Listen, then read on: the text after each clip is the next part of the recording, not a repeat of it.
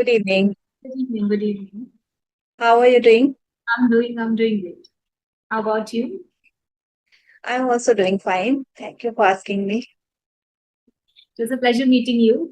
And so yeah, I've just been told that you have your own YouTube channel, and that you would want to talk to the tutors. So yeah, so would you let me know what should we talk about on this session? Yeah, I have a topic. It's about feminism. Okay. So, yeah, I was watching a video, so I thought I can discuss this topic. It is Okay. a good topic. Sure. Okay. Feminism, but I'm not sure if I have too much to say on it. But we can talk on English language. How about that? How would that be? Yeah, sure. We can talk about that also. And if you can discuss, I can speak about feminism, then you can discuss. Okay. Okay. No problem. Yeah.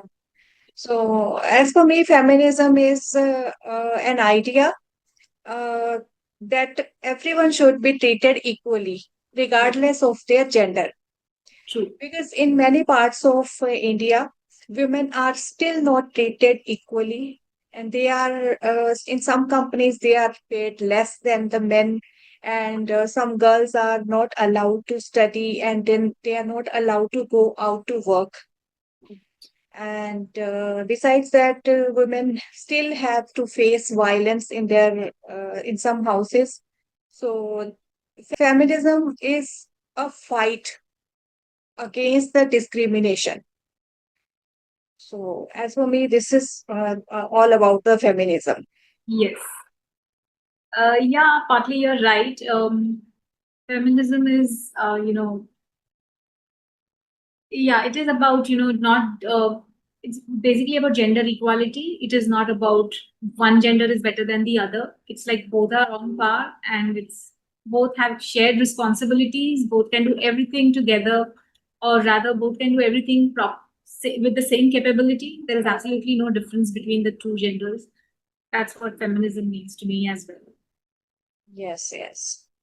Okay, so you wanted to discuss something about English language. Yeah, yeah, that's right. So that's what I teach in Clapingo. So yeah, uh, let's discuss. For how long you have been teaching in Clapingo? I think I've been teaching since the last 2 years now. Okay, great. So besides teaching on Clapingo, do you take offline or online private sessions too? Yeah, that is for small children. I do. Okay. And you didn't give any introduction. I don't know anything about you. Yeah, Where do sure. you live and what is your name? I can see the name on screen, Yes, but we didn't introduce each other. yes, sure. So myself, Namrata, and currently I'm working as a speaker partner with Clapingo. And yes, I am, helping people become fluent in English so that whenever they go, wherever they go, and conversate with others outside, they can speak in English well. So it's basically for that. And secondly, my basic graduation is engineering. I have finished engineering. I worked as an engineer for about 10 years, and so yeah, I worked as a design engineer. After which I followed my passion, which was teaching. I was really passionate about teaching, so I started my journey from teaching small children. So I started teaching them uh, basics of computer language skills, and then also I have taught phonics to small children, and then now I am here in Clapingo teaching English communication skills. That's about me. Great. So yes. Okay, so let me introduce myself as well. My name is Rajni, as you can see on the screen. I live in Ludhiana city in Punjab. And as for if I talk about my education, I have done bachelor's and master's in computer applications. Wonderful. And yeah, I have 7+ years of experience as a technical support officer. And after marriage, I left my job because I was finding it difficult to manage all the things simultaneously. So now because my children are grown up, and I have decided that I will rejoin my career. So this is the basic reason I'm here on Clapingo. I Great, wanted wonderful, to improve my English and become a fluent speaker. So that's all about nice. That's wonderful. Very nice. Yeah. So, anything you wanted to know about the language? me. So, Okay. you have joined as a learner on Clapingo, is it? No, I haven't joined as a learner. Okay. I have been learning English since last 2 years, and now I feel that I am able to manage. I can speak in English if there is a situation. I don't find it difficult to manage, but still, for my YouTube channel and for to achieve the advanced level. So these are basic reasons I wanted to work on. So that is why I'm here. Yeah. So you speak very good English actually. You're very fluent also. Yeah, it is. It has happened because of my practice. I practiced for 2 years and I was very consistent since the beginning. And even now, I am consistent. If I don't find anyone to speak with, then I practice alone. Sometimes when I go for a walk, then at that time, I take a topic and think in English. So these kind of practices I often do. Very nice. Yeah. Yes, thinking in English is a very good technique. Everybody should, follow this because thinking in English allows you to stop translating in the mind, because largely what we do is we think in another language and speak in English. So that is where we translate, and that is where we lose time and probably, we fumble, we forget the words because we are translating word by word. So that should not happen. We should think in English and speak in English. So that becomes, that's the mastery influence. We can master fluency by that. Language learning is all about practice. When we stop practicing, then we fall back at the previous level again. Correct. This happens with me also.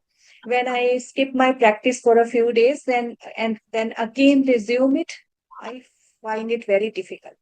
True. True. Very true. It happens because we are not habitual. We have to form a habit to speak in English. If Yeah, all day long speaking in our native language. So all of a sudden, when we have to shift to another language, then it is really difficult. absolutely correct. That's so true. It's all about practice. The more we practice, the better we get. Yes, absolutely. Yeah. And for how long you have been into this like English learning and all? Because you were earlier an engineer. So at that time, did you have that kind of atmosphere where you could speak in English with people, or you learned it after leaving your job? No, so obviously in a professional setup, more or less everything happens in English. So that way you are in touch with the language quite a lot. But of course, because the work was not about English speaking, so I wasn't continuously in touch with speaking the language. So that is where, yeah, that you can say at that time it wasn't that continuous. But then we have you have people around you to speak in English with you. Then you expose yourself to a lot of English environment. You listen to podcasts, audios, videos. You listen to lots of English material, basically. That helps you. Secondly, you read. You keep reading newspaper articles, watch English news channels, watch any kind of news which is in English. So everything. Expose yourself to that language. Surround yourself with that language. So that helps a lot. So I made sure that I always keep doing that every time. Even if I am not in an environment that is speaking English, I would still, make myself exposed to the language in some way or the other. So partly it becomes very easy with technology, right? Because in our mobile phone, we have everything coming in English, right? So anyways, we are exposing ourselves to English by watching things on mobile phone or on the internet. If you're browsing the internet, say for example, you're just searching a small thing on the internet, even that is exposing you to the language, right? Because then you are doing it in English, right?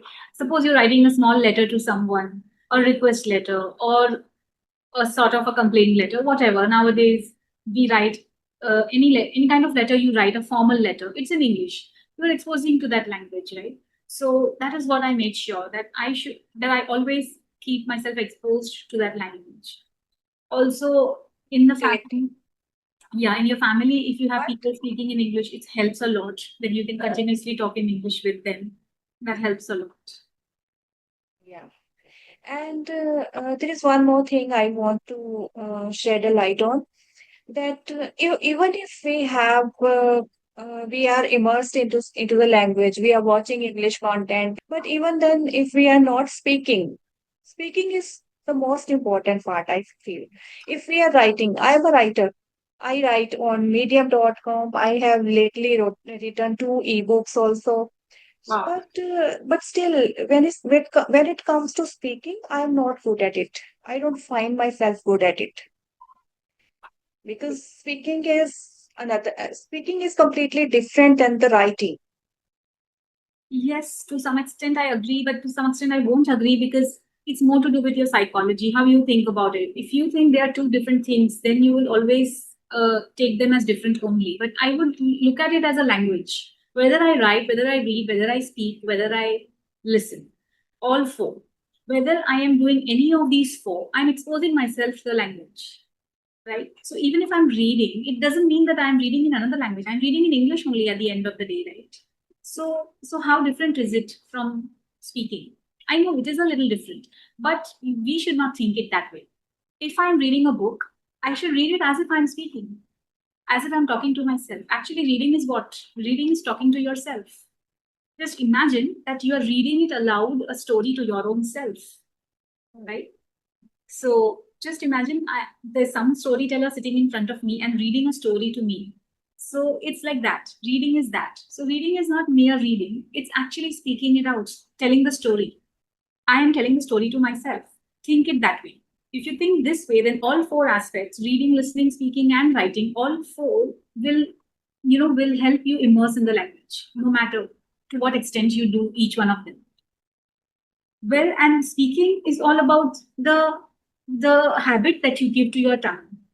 So I feel that any language you speak has a different kind of a habit. Hindi, if I speak, it has a different tone. It has a different way of speaking Hindi. English has a different way of speaking, right? I have a different way of speaking in English. I have a different way of speaking in Hindi. If I know Hindi, I can't say I will be able to speak English well. No, I can't say that. Why? Because it has a different rhythm. That language follows a different tone, a different rhythm. Once I'm so used to this, coming to this language will definitely be difficult. So it's all about getting habitual to speak those words. So this is why some Hindi speakers may not pronounce some words properly. Like they say instead of should, they will say should. That's because they're not used to the sh in the Hindi much. Because in Hindi, sh is not used much. Whereas in English, every second word is sh. Shall, should, shirt, shout, shoot, shoes. So many words start with a sh, right? And all the nouns that have a tion in the end, like completion, um, what is that? Conversation. Yeah. All these are having a shun in the end. Tion is always pronounced as a sh, right? So by mistake, a Hindi speaker would say conversation instead of conversation. The sh doesn't come very easily. Why? Because in Hindi, sh is not pronounced much. So their tongue is not used to the sh. So they have to practice speaking the sh. This is where speaking helps. This is where speaking helps. Otherwise, reading, Yeah. listening can also help you get in touch with the language. So today, let's take an example. Today, whole day I haven't spoken in English at all, right? There was nobody around me who spoke to me in English. There was absolutely no scope for me to speak in English, but I still stayed in touch with the language. And how could it be? First, this thinking in English. Keep thinking in English, whatever you think. Suppose I'm just thinking about, uh, you know, cleaning my home. Let me think in English. Okay, I have to clean this part, then I have to clean this part. Okay, after cleaning, I'll be doing this, I'll be doing that. Whatever I do, I have to think in English. Suppose cooking, I'm cooking a dish. Let me think in English. Okay, what shall I cook? Oh, for that, I require this vegetable. I don't have it. I might have to go and buy it. All right, so let me just go and buy that first. Okay, but along with that, let me buy this as well. Otherwise, even this is not there at home. So I'll go and buy that. So think all the conversations in English. Now, when I'm making the dish, let me think in English. Okay, let me chop the vegetables first and let me keep them aside. Now, let me boil some water. Okay, once the water gets boiled, let me put the vegetables in them so that the vegetables get soft. Once the vegetables get soft, think in English. Okay, vegetables are soft. Let me just strain all the water and keep the vegetables to one side. Let me take another pan. Let me put some hot oil in this and let me start stirring the vegetables. Whatever. I'm just whatever I think in the other language, subconsciously we think in another language, which we are not realizing. because that mm, suppose Hindi, suppose my regional language is Hindi or my mother tongue is Hindi. At home, I speak in Hindi.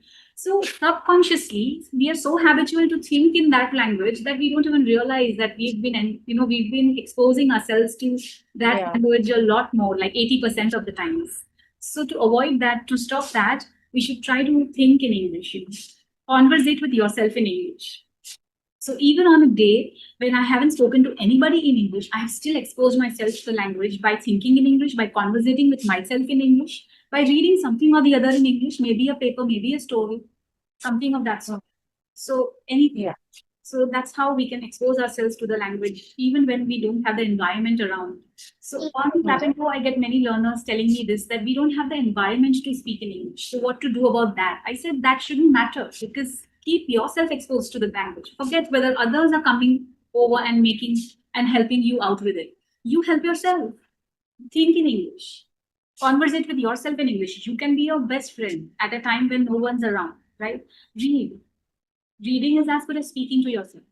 So read as if you're speaking to yourself. Read as if you're explaining a story to yourself. So I sometimes even mm, tell my learners to read aloud. Read aloud. It's okay. No, maybe some people might laugh at you. Fine, you can read aloud because you like mm, reading. There's nothing wrong in it, right? Even while writing. While writing also, if I'm writing, I should write it in a way that I'm talking to myself. So mm. every all four aspects, reading, listening, writing, and speaking, can expose me to the language. And but if I tell myself like this, that if I want to be fluent, the only way is speaking, then that wouldn't be correct. I would say all three. Maybe writing is not that important, but these three, reading, listening, and speaking, all three divided in equal parts, will help us become fluent. Yeah. You can keep speaking as a priority, but you should not neglect reading and listening. Both Mm. of these. Yeah, reading and listening is important because if it will not consume English content, then how would we speak? How will we learn new sentences, new words, new phrases? How would we learn? So that is the most important part. Yes. Yeah, you're right. You're absolutely right here. Reading exposes us to good vocabulary. Speaking also exposes us to good vocabulary. If I give you my example, speaking has helped me learn many new words, because when we were in school, we used to come across new words while speaking. So my friend used to say a word which we didn't know, and we used to ask her, "What is this word?" And then she would tell us, "Okay, this is that word." Similarly, if I came up with a new word which my friends didn't know about, so they would ask me, "Hey, you just said a new word, right? So what is that?" So I would explain them, because I learned it from somewhere, I passed it on. So this is how, while speaking, we learned new vocabulary. So reading, speaking, and listening, all three can give us, every aspect of fluency. They can help us with pronunciation. They can help us with new words. They can help us with speech clarity, intonation, voice modulation. So, just because English has its own rhythm, right? So that rhythm has to be caught. And that is when listening helps. When I listen to an audio where a native English speaker, or even a good English speaker or a fluent English speaker, has said something, then I'll be able to catch that rhythm of that language, which is not there in the other language, which I can't expect myself to know unless I speak this language this way. For example, I'm looking forward to meet you tomorrow. This is a sentence, okay? Now, if I translate this in Hindi, it wouldn't sound the same, because in English it's a different way of saying the same. In Hindi, I would say, "मैं आपको कल मिलने के लिए आतुर हूँ." Right? This is my Hindi sentence. But in English, "I'm looking forward to meet you tomorrow."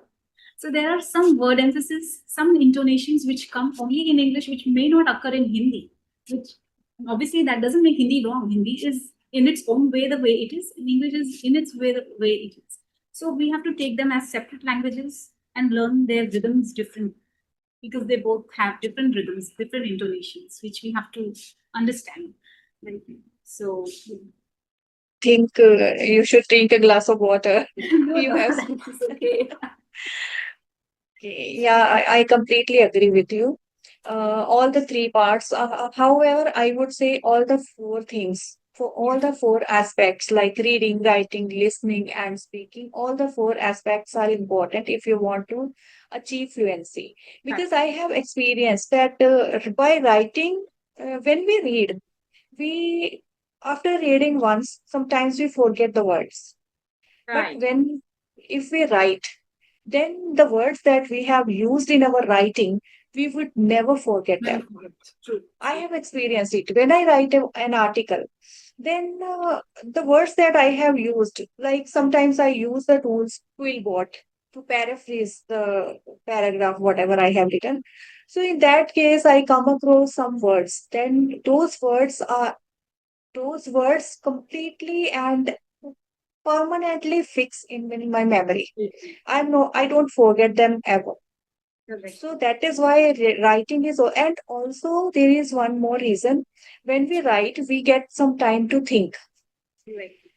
First, we write the sentence in a simple way, and then by thinking about it again, then we can make it better. We can use some good words and advanced sentence structure into it, and this way also we learn. So that is also a great way to learn. So yeah, all the four aspects are really important. Yeah. But since the very beginning, I always neglected my listening part. I was doing reading, writing, and speaking, but listening part was not there. Because whenever I would start listening, I would get busy in some other work also. So that way, I used to lose my focus. So this is the reason. But now I have started watching some movies, some series, so that I can fill that gap.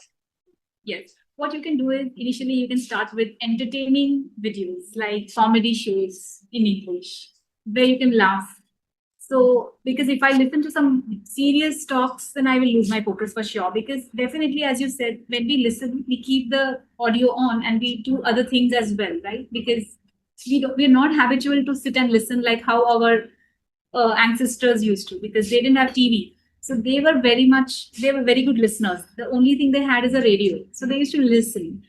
In our age, we don't listen. We watch a lot. We watch videos. We want to see graphics, right? So listening becomes a little sideline. And when we put on an audio, we just keep it on and we do other things, right? And we lose our focus. That's very true. So what we can do is listen to a funny audio, a funny track, a funny, entertaining program where you can laugh. So that would probably keep you focused. That's how I tried listening initially. I listened to some entertaining, of course, they were videos, but I used to listen because I used to do other things at the same time. So then I used to listen to them. And they were funny, entertaining episodes of some, those English, what do you say? What are they called? English um, I forgot the names actually. They are like Bewitched, you know. They were entertaining programs which were featured on HBO and such channels, Star Plus, Star Movies, and HBOs, where English channels, where these English entertaining programs used to get featured, where they were. It was a small setup of a family where it is there's fun and comedy all around. There are relatives who would come and harass somebody somewhere, so basically very funny, and you would really enjoy watching them also and listening that also. So I initially tried learning it that way. Yeah, because when we watch such content, we just sit at one place and try to watch it. Correct. But in case of audio podcast, we would start doing something else, then we lose our focus. So I have also learned it that in the same way, like when we do in case of reading, we sit at one place and give our time completely to reading. Correct. Like if we have to give it half an hour, for that half an hour, just we sit at one place and read. In the same way, we should do in listening. We Yeah, should true. sit at one place and focus completely on listening. Then only it is beneficial. True, true, true. That's right. Yeah. That's so yeah. So I think it's already 30 minutes. Yes. So it's time to wrap up the session. Certainly, certainly. So it was a wonderful Yeah, session. and it was really great session. I didn't even realize the time. Yeah, yeah, same here. Thank you so much for your Thanks a time. lot. Yeah. Thanks a lot. It was a Have a pleasure. nice day. Bye bye.